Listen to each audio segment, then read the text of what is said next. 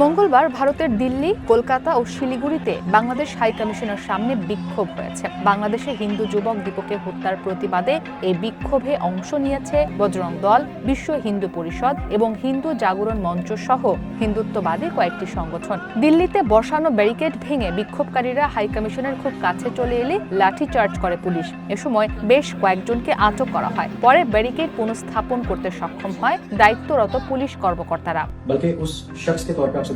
এমন উত্তপ্ত পরিস্থিতির মধ্যেই যেন আগুনে ঘি ঢালার মন্তব্য করলেন পাকিস্তানের প্রধানমন্ত্রী শেহবাজ শরীফের দল মুসলিম লীগের এক যুব নেতা। ভারতের পক্ষ থেকে বাংলাদেশের সার্বভৌমত্বে আঘাত হানলে কঠোর সামরিক জবাবের হুমকি দিয়েছেন পিএমএল এর যুব নেতা কামরান সাইদ উসমানী। ভারতের সংবাদ মাধ্যম ইন্ডিয়া টুডের এক প্রতিবেদনের বরাতে বিবৃতির বিষয়টি উঠে এসেছে। বিবৃতিতে বলা হয়, ভারত যদি বাংলাদেশের সার্বভৌমত্বে আঘাত হানে, যদি কেউ বাংলাদেশের দিকে কুদৃষ্টিতে তাকায়, তাহলে মনে রাখতে হবে পাকিস্তানের জনগণ, পাকিস্তানের সশস্ত্র বাহিনী এবং ক্ষেপণাস্ত্র কিন্তু খুব বেশি দূরে নয়। একই সঙ্গে বাংলাদেশ ও পাকিস্তানের মধ্যে সামরিক জোট গঠনের আহ্বান জানিয়ে আঞ্চলিক শক্তির ভারসাম্য বদলেরও প্রস্তাব তুলে ধরেন সাইদ উসমানী।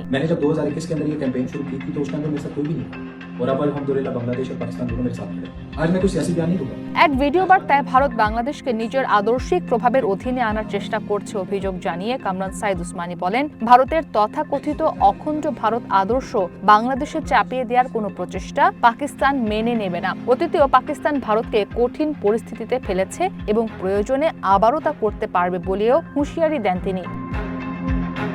যুবনেতা উসমানীর মতে, বাংলাদেশ ও পাকিস্তান একে অপরকে নিজ নিজ ভূখণ্ডে সামরিক ঘাঁটি স্থাপনের সুযোগ দিলে কৌশলগত নিয়ন্ত্রণ আরও শক্তিশালী হবে। এর মাধ্যমে চায়না পাকিস্তান অর্থনৈতিক করিডোর বাংলাদেশের সঙ্গে যুক্ত করা সম্ভব হবে বলে মন্তব্য করেন দেশটির ক্ষমতাসীন পাকিস্তান মুসলিম লীগের যুব শাখার এই নেতা।